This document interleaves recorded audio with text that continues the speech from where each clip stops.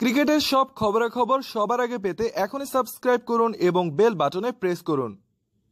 এবারের আইপিএল এর শুরুটা ভালোই হয়েছে সাকিব আল হাসানের দল সানরাইজার্স হায়দ্রাবাদের। তবে বাংলাদেশি ক্রিকেট সমর্থকরা এবং সাকিব আল হাসানের ফ্যানরা বেশ অসন্তুষ্ট, কারণ তাদের প্রিয় খেলোয়াড় দলে জায়গা পাচ্ছে না।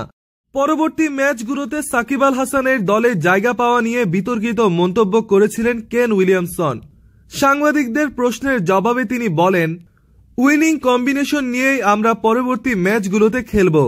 তিনি ইঙ্গিত করেছিলেন সাকিব আল হাসানের দলে জায়গা পাওয়ার সুযোগ নেই, অথচ আজ তিনি তার এই কথার উচিত জবাব পেলেন।